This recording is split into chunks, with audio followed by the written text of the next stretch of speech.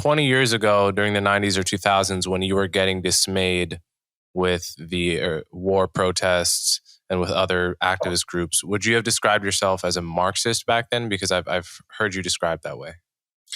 Yeah, I mean, look, I am a Marxist, but I say that with the caveat that being a Marxist is to align yourself with the dead movement, right? Mm-hmm. Like, there's a time in my life when I would have called myself a communist, but a communist, there needs to be a movement to be such a thing as a communist, right? And there is none. It is a dead language that I'm trying to speak, right? I am venerating the dead when I continue to identify as a Marxist. I think that Marxism is a descriptive philosophical program that accurately reflects a great deal of things about how the modern world works. It has attached to it a set of policy prescriptions that most Marxist movements have been unable to implement for various reasons. But yeah, I still fundamentally believe that the Marxist belief in the labor theory of value is correct. I believe that history is fundamentally driven by class conflict, and I believe that there can't be liberation within the system from wage slavery, as that's endemic to the system, as that is necessarily part of the system.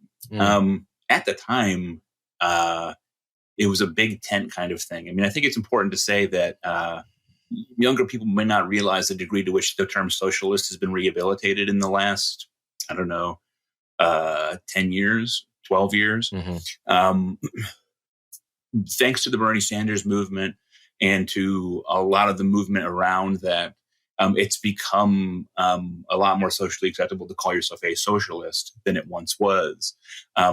When I first started writing in 2008, socialism was a dead issue in American political life.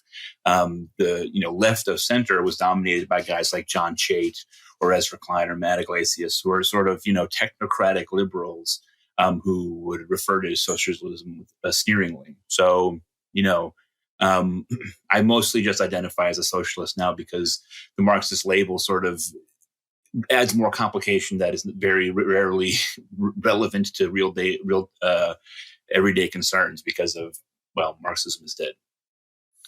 It's interesting. So is Marxism dead all around the world, or is it dead in America? I think it's dead.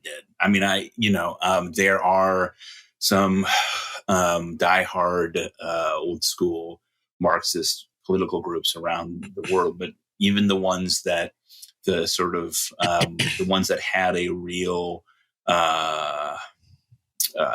physical presence in their various places have sort of retrenched. So like the Tamil Tigers or Shining Path in South America, they're just, even the guerrilla paramilitary elements of them have largely fallen off. And you can look at a country like China where there are both billionaires and homeless people, and where there's some of the most enthusiastic practitioners of a certain variety of capitalism you can find anywhere.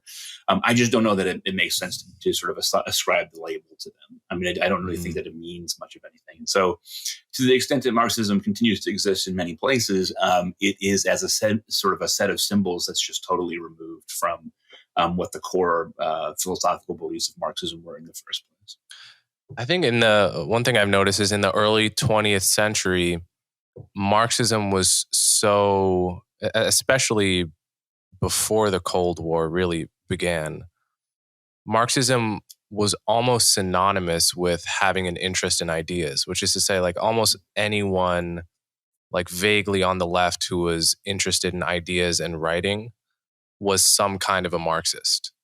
And, half of those Marxists ended up not being Marxists in the second half of their career. But, if you were a historian or an economist or just a social critic at all, that was almost synonymous with Marxism in those days.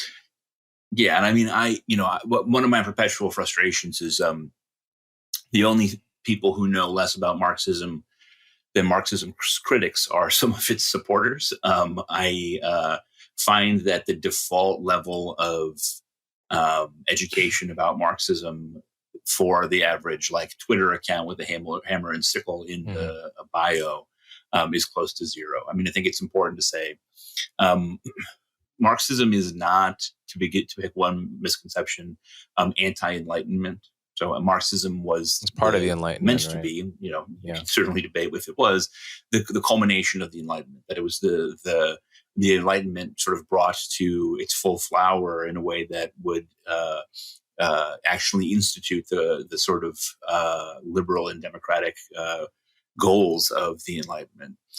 Marxism is not anti-liberal. So like a lot of people, use the insult liberal to, for example, go after anyone who says there should be a rule-bound order. So like by rule-bound order, I just mean I'm someone who thinks that my enemies should have the exact same right to speak that I do, right? And I am an old school civil libertarian in that sense. There's nothing in Marxism that cuts against that, in authentic Marxism. There have certainly been later flavors of Marxism like Leninism or Stalinism or Maoism that have cut against those things. But in actual orthodox Marxism, the founders of Marxism, Marx and Engels, were passionate civil libertarians. So I say like a rule-bound order, the idea that we all have equal rights under the law, that is not in any sense anti-Marxist. And yet there's people online who love to sort of say, oh, you're a liberal if you'll let a fascist speak, right? But Marxism is not anti-liberal. Marxism is a rule-bound order also. Mm-hmm. And so part of the difficulty and why I often steer conversations away from Marxism is just that we're working with so many folk definitions of what Marxism is, where there is sort of equal misunderstanding on both the sides of people who profess Marxism and those who decry it, that it just doesn't seem to me to be time well spent, especially given how sort of minimally influential Marxism is on day-to-day events. Yeah, I hear that. I mean, I don't want to spend too much more time on it, but since we've talked about it this much, I've said this on the podcast before. My mother was a Marxist, and she was getting a PhD at CUNY when I was like 5 years old. So she taught me the names Marx, Durkheim, and many other people. I knew those names when I was 5 years old. I didn't know she was trying to teach me Marxism. But, as an adult, I guess I've developed two problems with Marxism that, as I understand it, and I'm curious to get your quick responses to them before we move on. And these are problems that are no doubt listeners to this podcast are going to be thinking, as I hear you profess some version of Marxism. One is that, if you open an econ textbook today, mainstream economics contains, very little trace that Karl Marx, the economist, ever existed in terms of, what page in the econ textbook at Econ 101 freshman year is going to have, Marx discovered this thing that has turned out to be true 150 years later and empirically verified. That's pretty much not there. And then, and again, I'm not an economist, but I think that much. I think most economists would probably agree with that. And then second, it seems like wherever it's been tried, whenever the natural experiments have been done, such as, the difference between Taiwan and China before China became more capitalist, the difference between East and West Germany, there have been various other natural experiments, and they seem rather conclusive in that when Marxism is tried, it tends to fail relative to similar cultures where it's not tried. So, what are your general responses to those two critiques? So the first thing I would bring up is the labor theory of value, and say that this is not a Marxist invention. The labor theory of value, for those who are not aware, who are listening, capitalism depends upon an exchange of currency and commodities that are in some sense equivalent, right? Obviously, different markets will yield different prices for the same goods, but depending on conditions. But to some degree, there has to be some sense that you have an equivalent exchange between a commodity and its price, right? the labor theory of value says, okay, how can we figure out then how it is that people create new value? So if I have a factory and the factory costs X dollars to make, the workers cost X dollars or Y dollars to employ, and the raw materials cost Z dollars to buy, we then have to produce something that makes a profit, right? We have to produce something that is greater than X plus Y plus Z. Right? Mm-hmm. Somewhere, some value is being created. The labor theory of value is the belief that this stems from labor. And this is very often associated with Marxism, but it is not necessarily Marxist. So Adam Smith, who is someone who is an economist who is often quoted by free marketers, was someone who did a ton of work on the labor theory of value. Many or most economists will say that the labor theory of value doesn't hold up. I'm not smart enough economically to say if they're correct or not. Marx himself said that his only contribution to economics really was what's called the decline, the tendency of the rate of profit to decline, which means that Marx said that, like, look, over time, eventually firms are going to eliminate all the efficiencies that they can find in their supply chain. And eventually you're always going to find that you have eliminated everything you can eliminate. And you've gotten down to producing the thing the most efficiently that you can. But labor value always seems to increase. Labor profits have to increase over time. And because of that, inevitably, the rate of profit for large firms will decline. I mean, he said that that's his big, defined by himself, sort of contribution to mankind. Again, that's not something that most economists would agree with. I think the broader thing that I would say is, first of all, it is a misconception, again, mostly a misconception that's engendered by people who claim to be Marxists. Marxism has nothing to do with equality. I have to tell this to people all the time. The idea that equality is the goal of Marxism is not correct. So Marxism is about an end to exploitation. So again, we mentioned the labor theory of value. If the labor theory of value is correct, it means that workers are producing value that they then don't capture, right? It is the bosses, the ownership of the person who owns the factory who captures the profit, and this is exploitation. Marxism wants to end that relationship.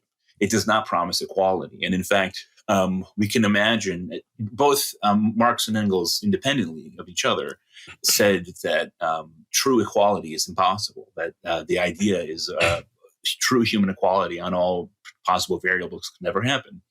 Any difference between two people can be expressed as inequality. And therefore, as long as there's any human difference, and I certainly hope there's human difference, then there's going to be inequality.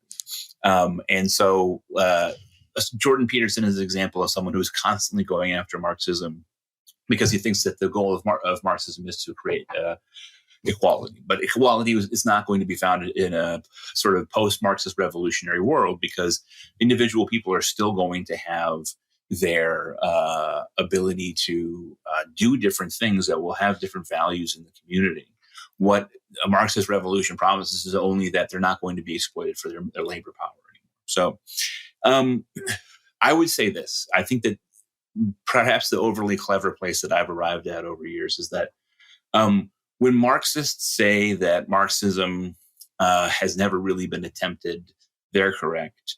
When Marxism's critics say that that is a bullshit excuse, they're also correct. Meaning that it is simultaneously true that none of the major attempts to institute Marxist principles have met even the most basic sort of definition of what it would be to be Marxist. And so it seems analytically unsound to therefore condemn Marxism. But at the other hand, people are correct to say that, well, there's been,